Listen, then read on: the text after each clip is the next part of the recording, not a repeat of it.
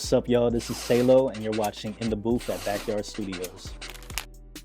What artists have you been listening to a lot lately? Lately, I've been listening to a lot of Daniel Caesar. Honestly, it's not even lately, it's just the artist that I mainly always listen to because he's just a vibe, you know? He's so emotional, but it's so beautiful at the same time, you know? What's the hardest part and the best part of recording and engineering your own music? The hardest part, I definitely say, is mixing. It's fun, but that shit can get annoying at the same time. That shit is honestly, it's just a hassle. And then recording is obviously the best part, I'd say, and writing, you know, the creative aspects. But yeah.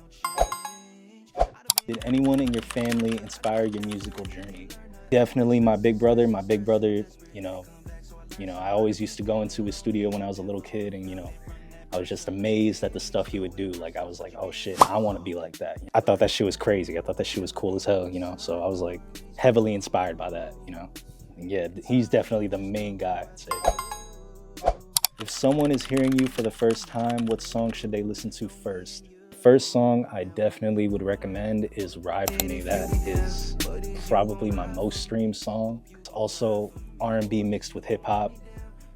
And it's just both aspects combined, so like you'll get both of the best worlds of like the music that I make. So like, you know, it's definitely probably my best song too, so yeah. What's the story behind the name Salo? Honestly, it's just the last four letters of my name backwards. That's it. My name is Nicholas, so like Salo, you know, it's not really complicated. I couldn't even really think of anything else, to be honest, but yeah. How has your sound evolved over time? Yeah, so at first I used to record on my phone when I was a little kid. You know, I used to like just use apps or GarageBand, and so like I would just try to make beats myself, and they were definitely like basic, you know, 90s hip hop beats. They weren't really like, you know, super experimental yet. And then gradually, as I like started getting older, I started branching out into different music, and I started like getting inspired by different artists, and I just got better. So yeah, pretty much that's how I got better. Are there genres you've never explored but want to try?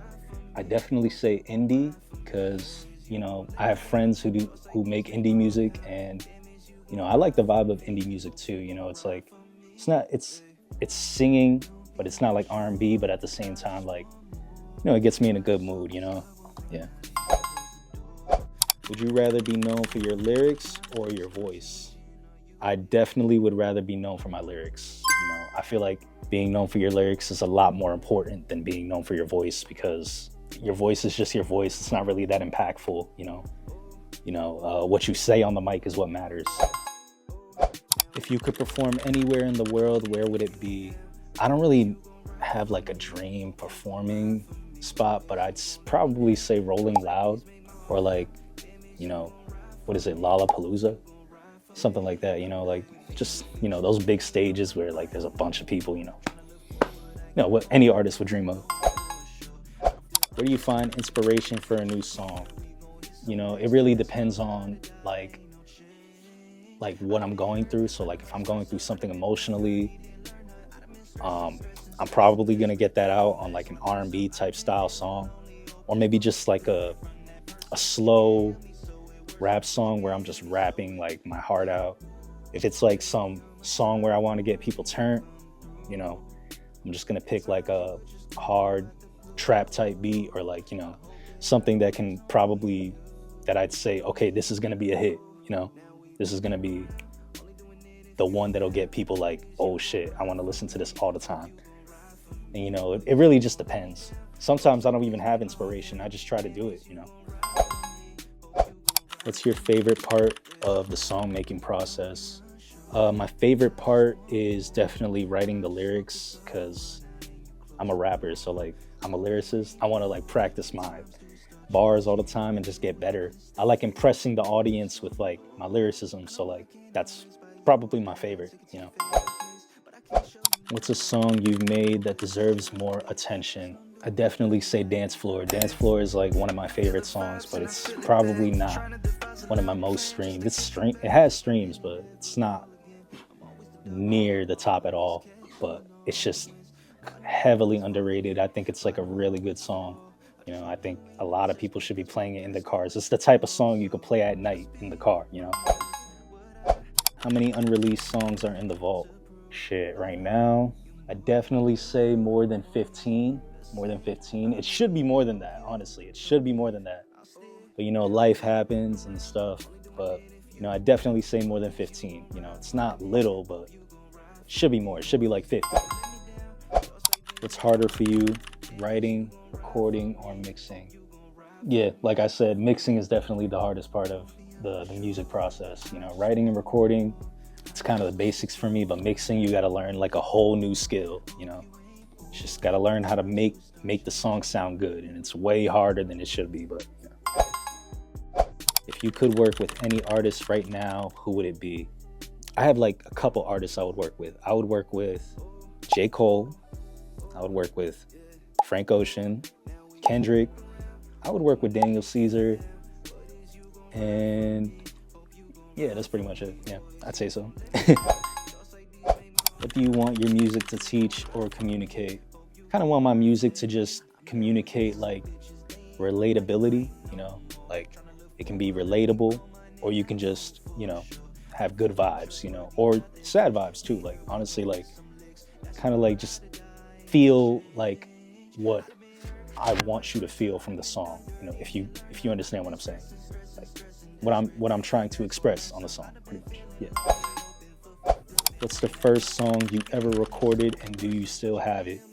Okay, so the first song I ever recorded is definitely, I don't have it anymore, but it was definitely like one of those songs that I recorded on my phone, and that was like maybe when I was in like 3rd grade. Yeah, and then the earliest song I'd say, I think I still do have it, but it's called Havoc. And I was in like 7th grade, and I remember that shit got like 5,000 plays on SoundCloud, and like everybody was talking about it. Everybody was like posting it on their social media saying, oh shit, this shit is fire. Like, you know, nobody was expecting, you know, a song that good for me, you know? So like, it was a cool moment. And that's when I like kind of gained the confidence of like, okay, you know, I got to start doing this for real, you know? And yeah.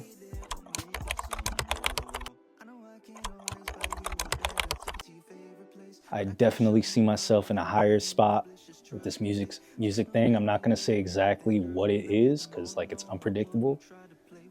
But I'm definitely gonna say I'm gonna be way more recognized by the world, and my music is just gonna be way more evolved, you know.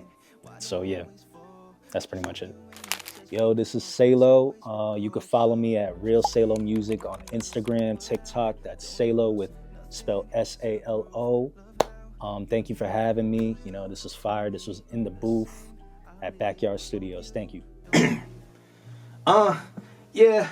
Look, down in the dumps and I'm craving peace, but trying to find peace in the shit that would torture me wouldn't leave my thoughts with vacancy. The guy they would crave a release. Feast your eyes on the man from the east. He will put us so hard on the beat, trying to get people to notice, but don't want it just to get noticed. Gotta find peace in myself, man, I notice. Telling me longevity's not the focus. For the moment it's embedded that I'm meant for something. A lot of y'all think that the boy is bluffing, and yeah, I can understand that, cause the mark ain't been made.